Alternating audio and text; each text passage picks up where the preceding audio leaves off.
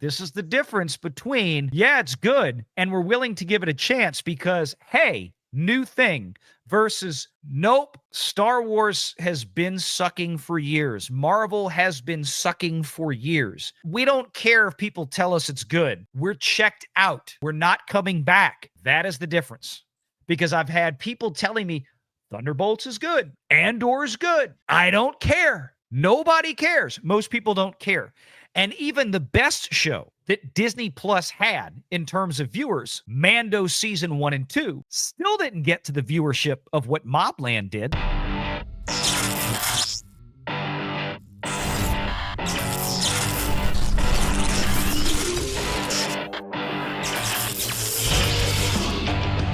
Renegade Online.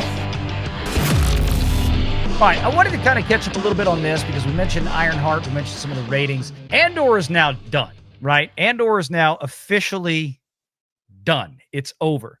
So where did it wind up? We've been talking for the last couple of weeks. People were swearing to me, don't worry, Valiant. Once all the episodes are out, that's when everybody's going to show up to watch it. It didn't happen. Didn't happen. I'm sorry, it didn't happen. It didn't. Nobody showed up to watch it. Maybe tomorrow. Maybe tomorrow. Maybe happen tomorrow. Sure. Okay. Yeah, it's not happening, guys. Let's get to it here. This is from our friends at Luminate. Streaming originals, May 9th to May 15th. Now, I want everybody to look down there and everybody, oh, look, Andor's in the 3 spot. It's the number 3 show. Not really. Remember, this is ranked by minutes watched, and you have to take that into account, right? So, throwing out the Netflix stuff so we can all be totally fair here. Throw out the binge Netflix models, right? The 4 seasons, which is in its second week. You look at 2.1 billion minutes in the previous measurement period, which I think was just the weekend. Another 817 million minutes. And I this is the thing I think my wife was watching this past weekend or last week or something like this. It's a Tina Fey thing, okay? Forever, I don't know what that is. I don't know how many episodes are, but Netflix has a binge model, right? They binge drop. They binge drop 5 hours, 6 hours, 8 hours, whatever at a time with these things, depending on, is this a comedy? Is this a drama? What is this? But go down there to Andor at the number 3 spot. 701 million minutes. That is what was measured between Tuesday night when it dropped and Thursday at midnight. So basically, release date +2. And again, one of the things that we've noticed is pretty much 2 to 3 days after these things drop, the overwhelming majority of people that are going to watch this show or any show have already watched it. Andor has been pretty consistent, okay? 701 million minutes measured this week, 714 million minutes the previous week, and each of these weeks comes in with about 2.5 hours of runtime. Now, I think this last set of episodes, or it might have been last week's, had a little bit less. Yeah, the one last week had a little bit less in terms of runtime, but it was within 10 to 15 minutes total. Roughly 2.5 hours each week for 4 weeks, okay? Which is way more than a single episode if you have an episodic drop, a true episodic drop of 1 episode a week. So 701 million minutes plus another 714 million minutes. That puts us at about 1.4 billion minutes right there between this week and last week's measurement period. Go back a week before that, and they don't let us pull this up, but I still have the numbers here, okay? It's about 450 million minutes the week before that. So it did get a pop from 2 to 3, right? But the week before that, it was 248. Altogether, what I calculated was up through this point, Andor had 2.1 billion minutes of time consumed over the past 4 weeks, since April 22nd when this released, or whenever it was, which is about what the 4 seasons got in its first 3 days. The number one, 2.1 billion minutes. That previous estimated minutes, that's what Andor got in the last 4 weeks. So when I tell you, like I say all the time, the random new thing on Netflix will outperform a headline Star Wars production like almost every time. Pow, there it is. Okay? And they didn't spend $400 million on a Tina Fey movie or a Tina Fey TV show. Here's the deal. Given the 2.1 billion minutes, and given the fact that it's got right at about 600 minutes of runtime for all 10 episodes. Excuse me, 12 episodes. It's got right at 600 minutes, right at 10 hours is what I meant to say. It's got about 10 hours of runtime. You start whittling this down, and you basically figure out that the average audience size for Andor, if everybody who started watching it finished it, just like Disney always gives us numbers in the past for Ahsoka, for Acolyte, for Agatha All Along. Remember how they did it? A view is considered the total amount of minutes watched divided by the available runtime for whatever the measurement was, if it was an episode or whatever. Netflix does the same thing. Netflix considers a view total amount of time watched divided by the available, or divided with the available runtime to get a figure. If you do that with Andor, you come up with a number that's roughly 3.5 million. That means on average, 3.5 million people in North America were watching Andor. Out of how many subscribers, Valiant? About 46 million. That's not a great percentage, but Valiant, all due respect, sir, I think you're playing this the wrong way. Mm-hmm. And here's why. Kathy needs a win to get out of there. I think she may not be listening yet. She tends to tune into your show about 9 p.m. Eastern, okay? We need to really, this is a victory. Kathy, you hit third place on Luminate for a single week. This is your chance. Take the trampoline and leap to the stars, Kathy. You've done it. You've won. And take Filoni with you too, please. Yeah, I don't really know where this is going for these guys, because this isn't really working for Disney with the amount of money they're spending. But again, like we said before, Disney tends to chase critical success, people going, yay, stunning and brave, awesome, and versus commercial success, right? Disney really doesn't care about the audience per se. They don't care about, in this case, they certainly don't care about money as much of it away as they did on this show. Again, I'm going to remind folks here, that little show in the number 4 spot, Mobland. Now that's a story. Anybody want to take a guess when Mobland started filming? Tom, you know the mob better than I do. What say you? What do you mean by that? What do you mean I know the mob? Just saying, Tom, you know the mob a little better than I do. What are you That's saying what I'm about me? What about me evokes the mob to you? Would you Nothing, tell me that? I wasn't trying to say nothing bad about you, Tom. I'm just You're talking. You're gonna cash a check that your mouth can't cover here. Oh, 6 feet under is calling me now, Tom. No, actually, I don't know when this show was shot, but I would imagine about a year and a half ago, 2 years ago. This movie started filming right before Thanksgiving. Okay. I mean, the TV show. It doesn't have a bunch of special effects or anything like that. No, so, but okay, I can see that. Yeah.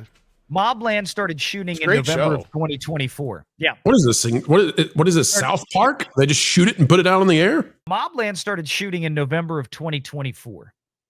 And they were still writing a massive part of the show as it was being shot. Like you said, Tom pointed out correctly, a lot of shows used to be like this. The cast really just signed on right before it started. They had a vision. They went through it. This show was being shot. Principal photography for Mobland was still going on 4 days before the first episode premiered on Paramount Plus. And it goes to show you that when you have a really good production and you have an amazing script that is camera ready, not the Disney method of blow crap against the wall, see what sticks, scrape it off, remold it, blow some more crap against the wall 3 or 4 times, take 2 years or 3 years of doing it and reshooting, and then still put out a pile of crap. This is something that's actually camera ready from get-go. Now, here's the difference. They didn't spend $400 million on Mobland like we talked about before. I don't know what they probably didn't spend $100 million on Mobland, to be frank. Each one of these episodes that comes out each week, it isn't 2.5 hours like Andor. They're about 40 minutes, average runtime of about 40 to 45 minutes. You do the math on this, and that's 650 million minutes, 691 million minutes of watch time. It's pretty consistent The 8th episode came out today. It's freaking awesome, by the way. They got about 16 to 17 million people watching Mobland every week on Paramount Plus consistently. 16 to 17 million on a show probably didn't cost $100 million. I'm sure didn't cost $400 million like Andor. Doesn't have the word Star Wars in front of it. Not connected to any major IP. It's just a really good show. And it's getting 5 times the audience of Andor.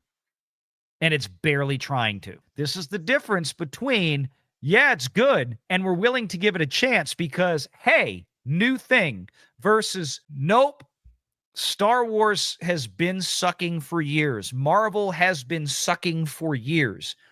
We don't care if people tell us it's good. We're checked out. The apathy is done. We're not coming back. It's over.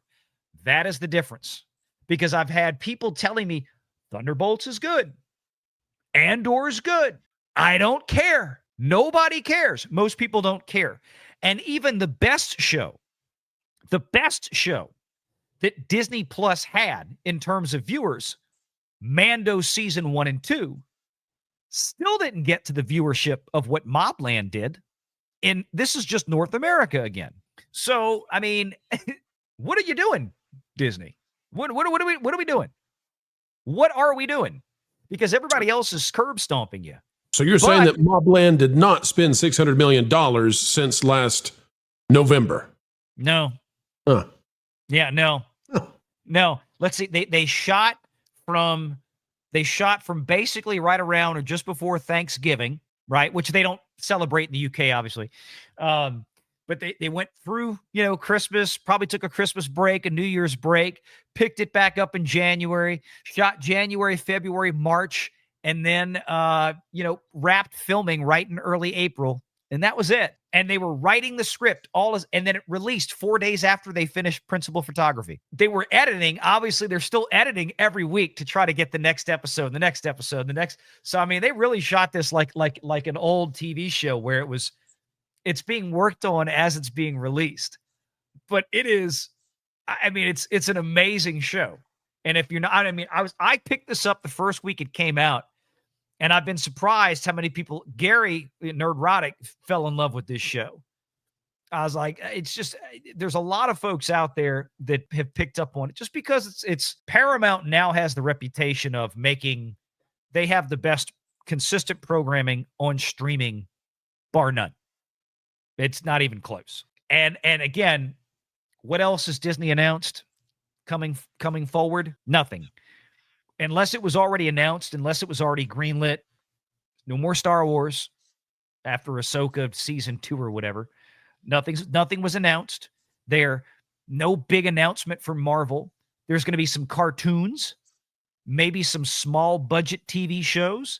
Tom mentioned earlier about not letting them be interconnected to the films and the major characters anymore. That's exactly what they've been talking about recently. Basically going back to where they started with stuff like Agents of S.H.I.E.L.D. on ABC. Maybe this is why Bob Iger met with Trump in the Oval Office. Maybe they are going to get the rights to The Apprentice. Maybe that's the play here. I mean, I don't know what's going to happen here. The Handmaid's Tale. They have nothing else for Hulu. There we go. That's there. You got The Handmaid's Tale season 6. And look, I want to say that I do like the fact that, and I'm going to say this as a word of caution. You notice on Luminate, and this is unique, seasons. Here's what's going to happen is that people are going to, when the Nielsen numbers for Andor come out next week, I think the first Nielsen numbers, they're probably not going to match up to what we have here on Luminate. Because Nielsen doesn't delineate between season 1 or 2 or 3 or 4 or 5 or 6. It's just Andor, or it's just Handmaid's Tale.